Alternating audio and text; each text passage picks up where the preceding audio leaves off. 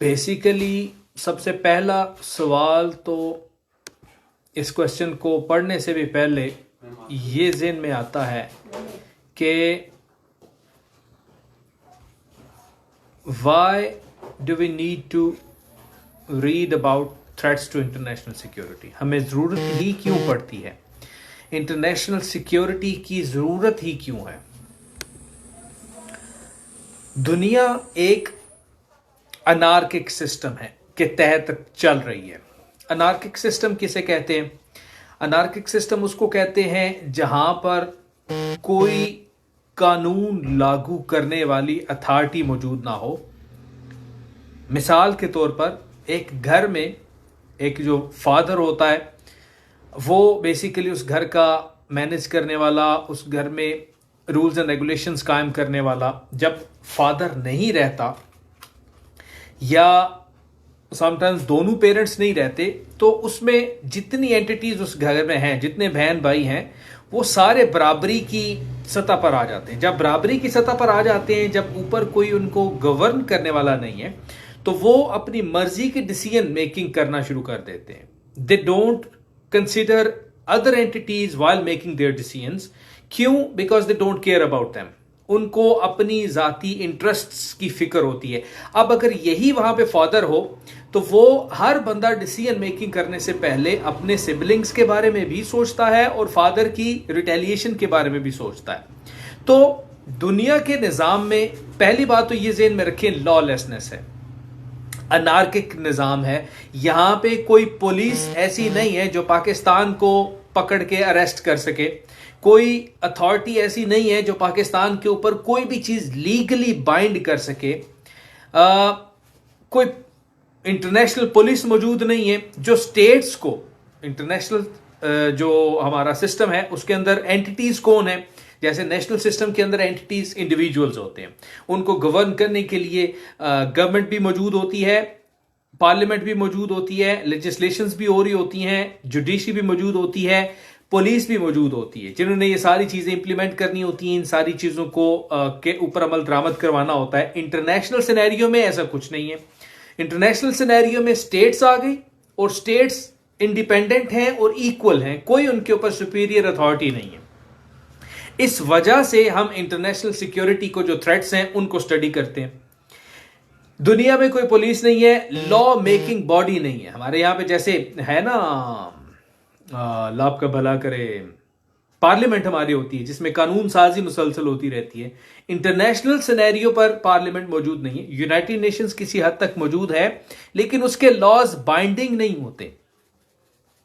अब अगर ये सारा सिनेरियो मौजूद है, इतनी लॉलेसनेस है, कोई बंदा आपको इंप्लीमेंट नहीं कुछ करवा सकता, कोई पुलिसिंग मौजूद नहीं है, तो फिर दुनिया चल कैसे रही है? ये ज़हन में आता है। मतलब आपस में लड़ क्यों नहीं रहे हर बंदा आपस में? अगर अनार्किक लॉलेसनेस है तो क्यों वो कियोस और डिस्ट्रक्शन क्यों नहीं हर साइड पे? तो वहां पे एक फिनोमेना आता है इंटरनेशनल लॉ का जिसको लॉ ऑफ रेसिप्रोसिटी बोलते हैं, जिसे हम लोग कहते हैं रेसिप्रोकेट करना। मतलब do good and have good, do bad have bad, जैसा करोगे वैसा भरोगे। इंटरनेशनल सिस्टम एग्जैक्टली इसी प्रिंसिपल के ऊपर चल रहा है, the law of reciprocity.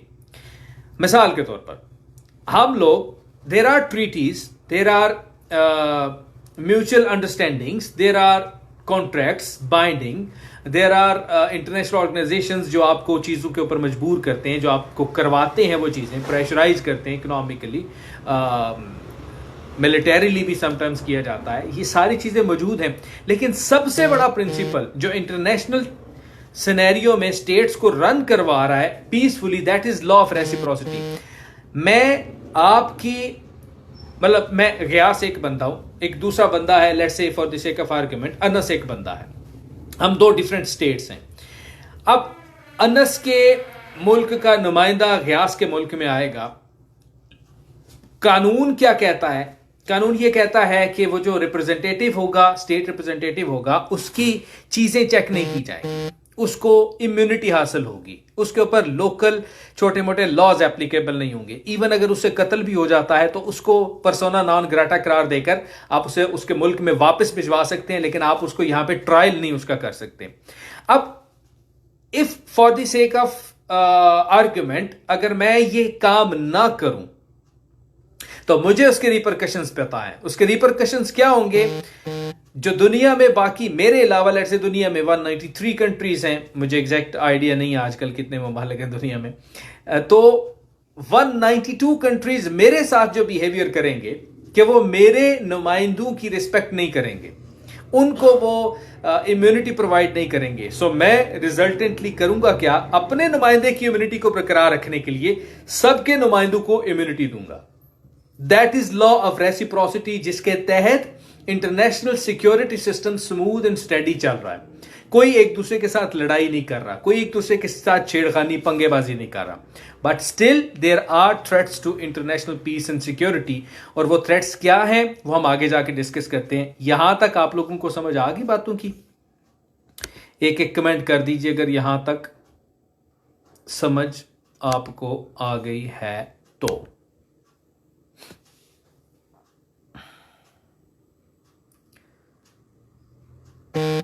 Comment कर दियो कुड़ियों मुड़ियो।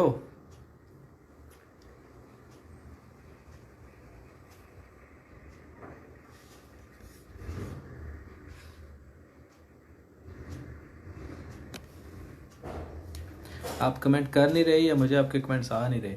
अब आ गए। तो ये एक जर्नल आपको चीज मिल गई कि इंटरनेशनल लॉ में पीस एंड सिक्योरिटी कैसे कायम है, एक जर्नल चीजें पता चल गई।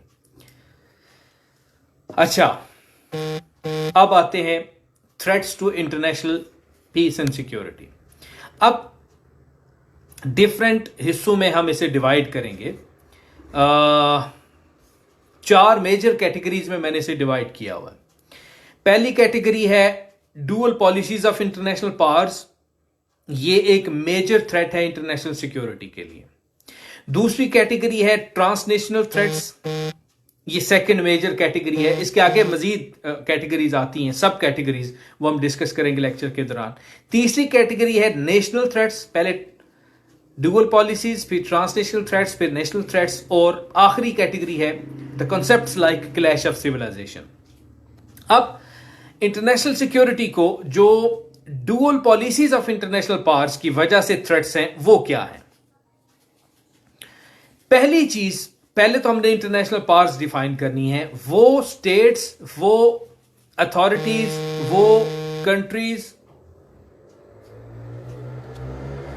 मैंने इसको वो किया ही नहीं है डू नॉट डिस्टर्ब आज, तो बीच में कॉल शरीफ आ गई थी। ओए कितने गए हैं? हो गया ना? अच्छा, वो ममालिक जो इंटरनेशनल अफेयर्स के मेजर डिसीजन मेकर्स हैं, अमेरिका ले लीजिए, चाइना ले लीजिए, जापान ले लीजिए, फ्रांस ले लीजिए, कनाडा ले लीजिए, जो बड़े ममालिक हैं, जिनकी इकोनॉमी स्ट्रांग है, जिनकी मिलिट्री स्ट्रांग है, जिनकी लॉबिंग स्ट्रांग है, जिनकी फॉरेन पॉलिसी स्ट्रांग है, डिप्लोमेसी स्ट्रांग है, ये सारे ममालिक इसमें आएंगे इंटरनेशनल पावर्स की फिनोमिना में। अब इनकी एक डुअल पॉलिसी ये है that they interact with different countries differently having same problems। मतलब 5 ममालिक हैं, उन 5 ममालिक की एक प्रॉब्लम है कि वहां पे टेररिस्ट एक्टिविटीज हो रही हैं, वहां से इमर्ज कर रही हैं टेररिस्ट एक्टिविटीज। अब उन 5 ममालिक को according to their circumstances, according to जो इंटरनेशनल पावर्स है ना, वो अपनी परसेप्शन के अकॉर्डिंगली अपने जाती फायदे और नुकसानात को देखकर उनको डील करेंगे। हालांकि होना क्या चाहिए कि अगर प्रॉब्लम एक है तो उसका सॉल्यूशन भी एक ही होना चाहिए। मेरे मुल्क के अंदर अगर लेट्स से डेमोक्रेसी को एस्टैब्लिश करना है जी पाकिस्तान के अंदर, उसके लिए do whatever you want to do, आप वो कर रहे हैं। दूसरे नंबर पे वही प्रॉब्लम सऊदी अरेबिया के अंदर भी है, लेकिन वहां पे आपको डेमोक्रेसी नहीं चाहिए। उसकी रीजन क्या है कि वहां पे आपके फायदे और हैं, वहां पे आपकी इंटरेस्ट और हैं। तो एक जैसी प्रॉब्लम्स रखने वाली मुअम्मर कदाफी के मुल्क को किसी और तरीके से डील किया, और सऊदी अरेबिया को, यूएई को, कतर को किसी और तरीके से डील किया जा रहा है। ये जो आप 2 पॉलिसीज आपने अपनाई होती हैं एक ही फिनोमिना को, एक ही प्रॉब्लम को डील करने के लिए, ये अवाम में, लोगों में, स्टेट्स में रेस्टलेसनेस क्रिएट करती हैं कि भाई हमारी भी वही प्रॉब्लम थी, हमें चपेड़े मार दी हैं, उनकी भी वही प्रॉब्लम थी, उनको प्यार से बिठा के टेबल पे समझा दिया कि आइंदा ये काम नहीं करना। ये एक थ्रेट है इंटरनेशनल पीस एंड सिक्योरिटी के लिए। क्यों? क्योंकि इससे मुझ जैसे और आप जैसे लोग उन ममालिक के बारे में पॉजिटिवली नहीं सोचते।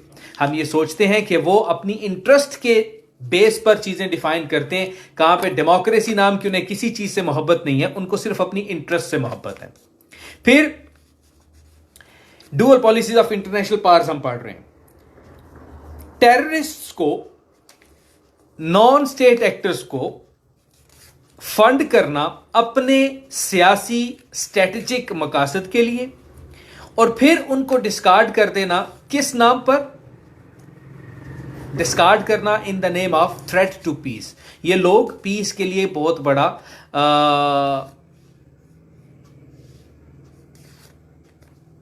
छेती नाल अपने एक यूट्यूब चैनल बुला रहा हूं।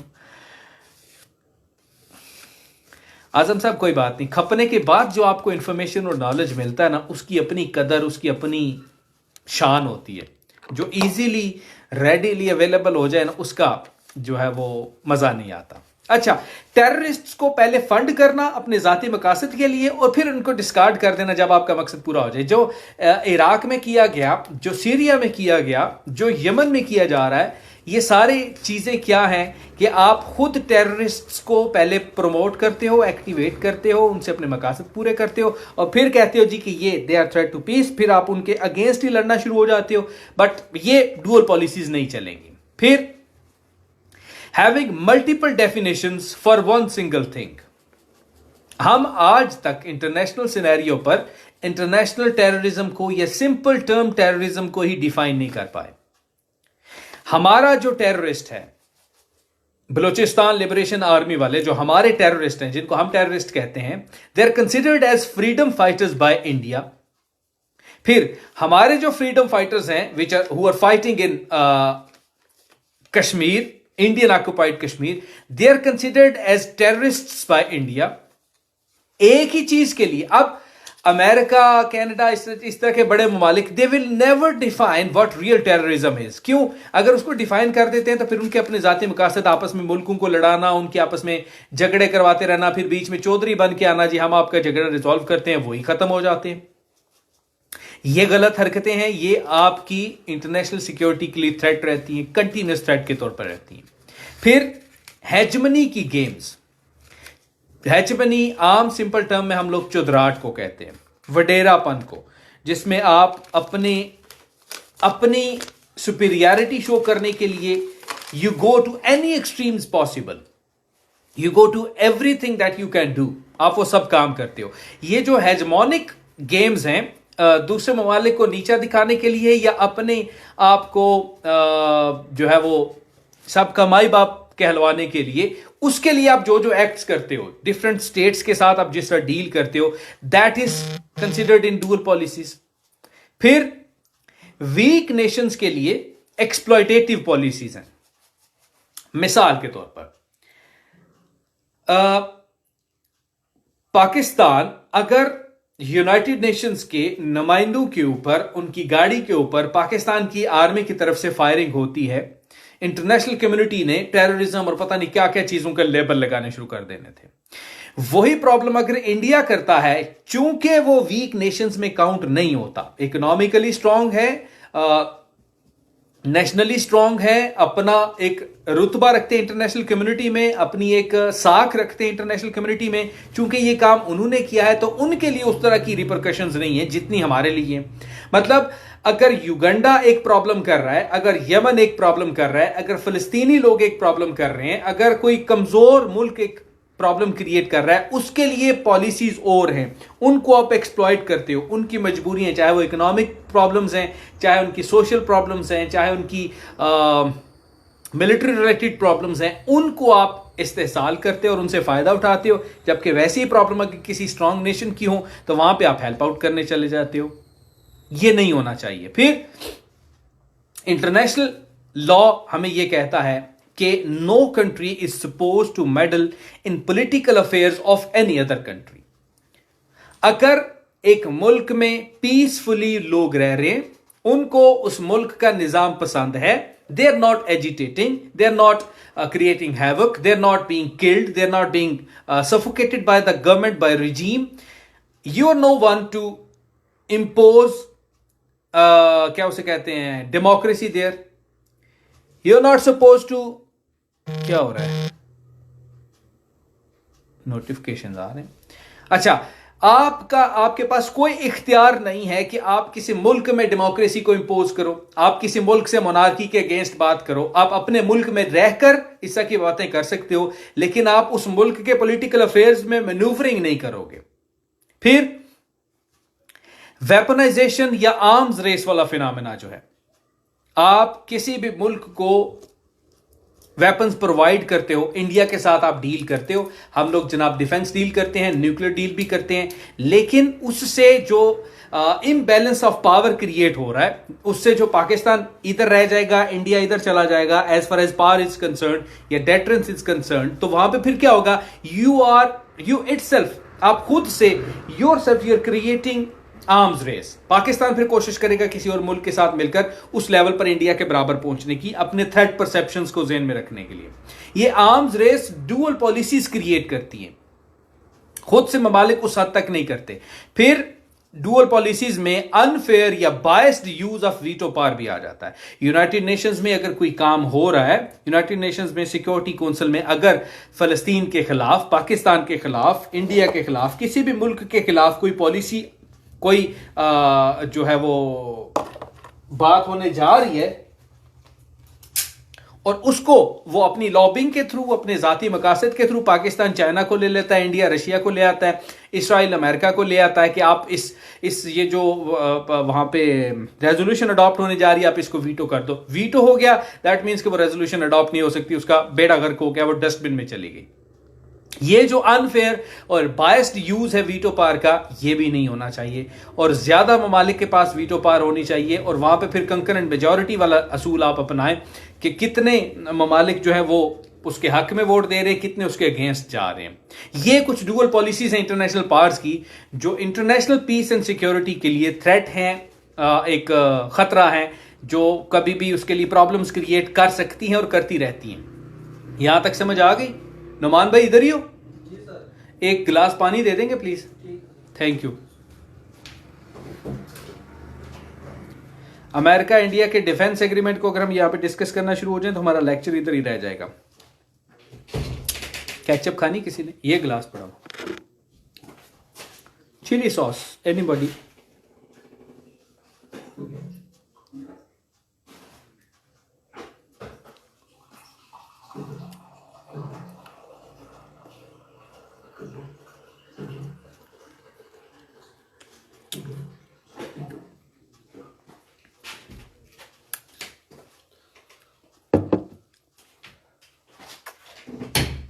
Thank you so much.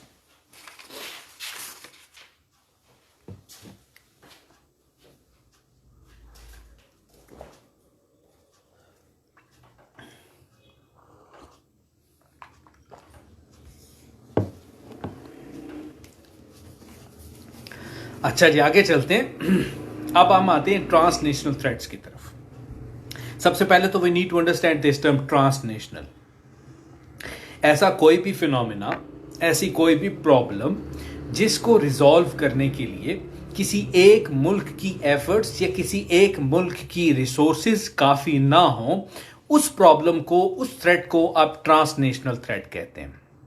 For example, terrorism is a transnational threat.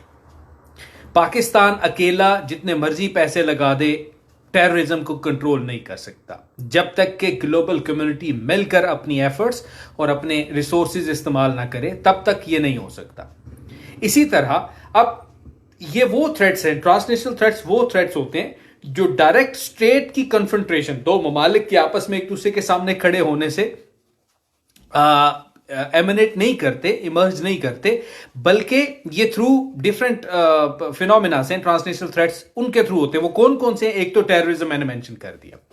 अगर टेररिस्ट एक्टिविटी होती है तो वो ये नहीं होता कि वो सिर्फ उस मुल्क के लिए खतरनाक है, बल्कि वो उस रीजन के लिए खतरनाक भी हो सकती है। जैसे इंडिया में कोई टेररिस्ट एक्टिविटी हुई, पाकिस्तान के ऊपर सीधा इल्जाम लगा दिया गया और फोर्सेस सारी बॉर्डर पे ले आए और पाकिस्तान के ऊपर हमला के लिए तैयारी शुरू कर दी।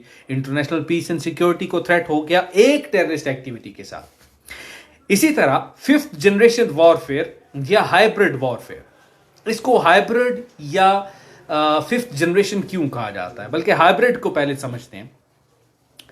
हाइब्रिड वॉरफेयर वो वॉरफेयर है जिसमें आप डायरेक्ट मिलिट्री कन्फ्रंट्रेशन को लीस्ट इंपॉर्टेंस दे और इनडायरेक्ट वे से उस मुल्क को कमजोर करने की कोशिश करें, चाहे वो प्रॉक्सीज हो, चाहे वो इंफॉर्मेशन फ्रंट पे, सॉरी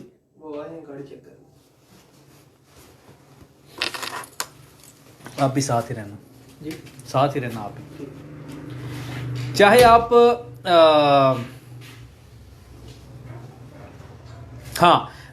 मुल्क को पॉलिटिकली वीक करने की कोशिश करें, मिलिटरीली वीक करने की कोशिश करें, सोशली वीक करने की कोशिश करें, वहां पे सिविल अनरेस्ट क्रिएट करने की कोशिश करें, ये सारी चीजें फिफ्थ जनरेशन वॉरफेयर में आती हैं।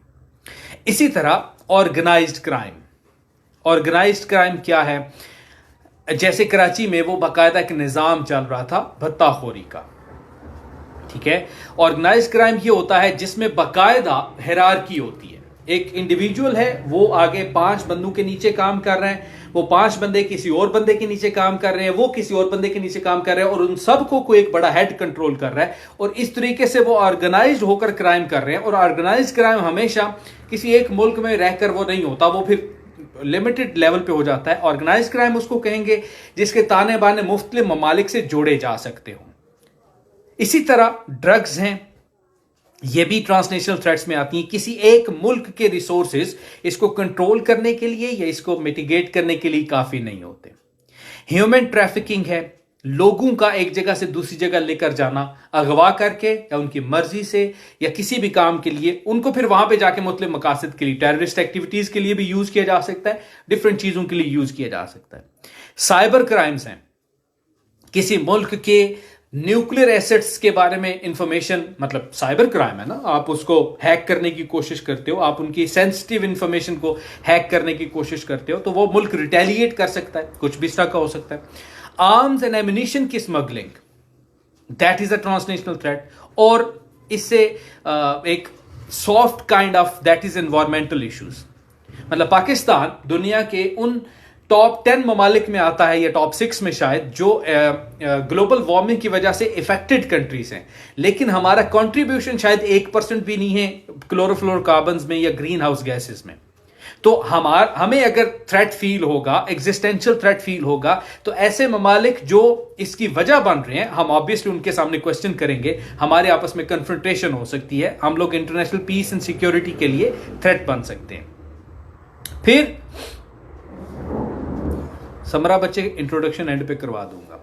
इसके बाद आते हैं नेशनल थ्रेट्स, जिसमें नेशंस इटसेल्फ इन्वॉल्व हो, खुद से ओपनली इन्वॉल्व हो। अब इसमें फाइट्स ऑफ स्टेट आ सकती है, डिफरेंट स्टेट्स की फाइट आ सकती है, फाइट्स नहीं, फाइट ऑफ स्टेट्स आ सकती है। जिस तरह सीरिया के अंदर मुख्तलिफ जंगें हो रही हैं, इराक के अंदर हो रही है, यमन के अंदर जंग हो रही है, रशिया और क्रीमिया वो वाली सिनेरियो चल रहा है, नॉर्थ कोरिया और अमेरिका का जो कन्फ्रंट्रेशन चल रही है। इसी तरह नॉन स्टेट एक्टर्स के थ्रू डिस्टेबलाइजेशन क्रिएट करना, अफगानिस्तान में, पाकिस्तान में, इंडिया में, इन the name of different ideologies आप वहां पे अनरेस्ट क्रिएट करते हो। नेशनल थ्रेट्स में ही अनसॉल्वेबल या अनसॉल्व्ड कॉन्फ्लिक्ट्स आते हैं, कश्मीर का, पैलेस्टाइन का, रोहिंग्या मुस्लिम्स का, कुर्द्स का जो तुर्की में है, इसी तरह वो एक और भी हैं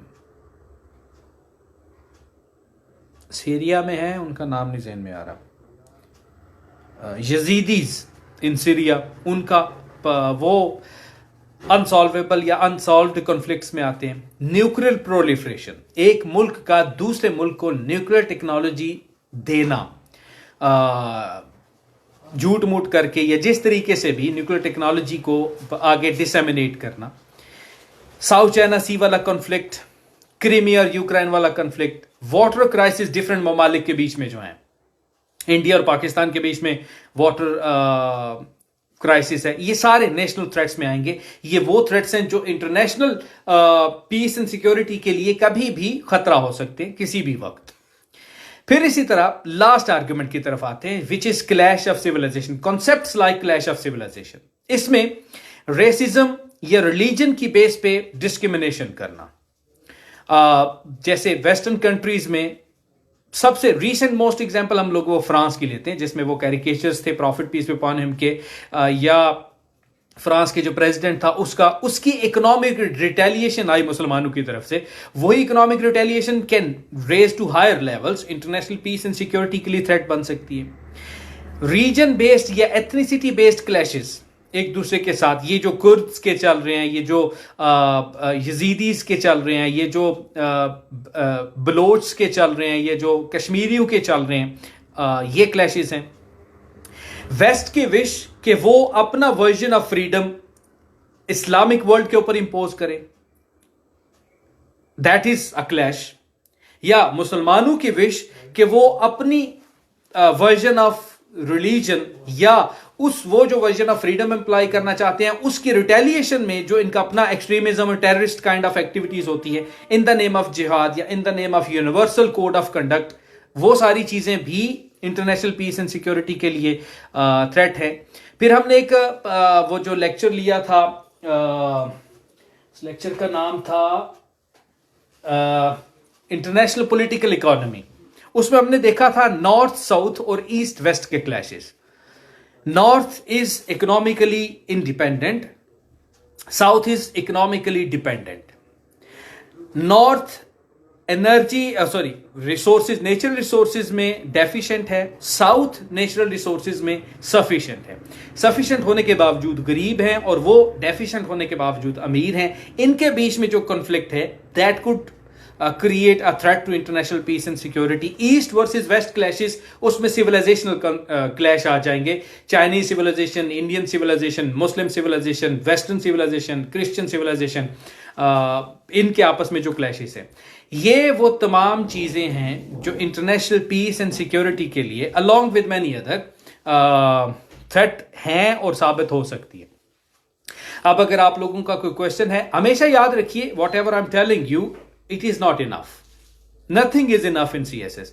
आपको जहां से जितनी इंफॉर्मेशन मिले, जितना पढ़ सकते हो आपको पढ़ना चाहिए। कभी भी रिस्ट्रिक्ट ना कर दे अपने नॉलेज को कि जी ग्यास साहब ने इतना पढ़ा दिया, सर ने इतना पढ़ा दिया तो बस काफी हो गया, ऐसा नहीं है। अमेरिका इस्लामिक कंट्रीज के लिए सिक्योरिटी थ्रेट है। अब डायरेक्टली हम इस तरह नहीं कह सकते, उसकी पॉलिसीज ऐसी हैं। और ऑब्वियसली जो चौधरी होता है ना जी, जो वडेरा होता है, जो एक इलाके का सरदार होता है, तो वो तो कोशिश करता है जो माड़े मोटे लोग हों उनको आगे लगाने की और उनसे फायदे उठाने की। That is what America is doing, that is what we have been doing when we were the super power of the world. हम भी इसी तरह की हरकतें करते रहे, जिधर दिल करता था हमला कर देते थे, जिधर दिल करता था चढ़ाई कर देते थे। That is human nature. When you are in power, you do whatever you like. Any questions?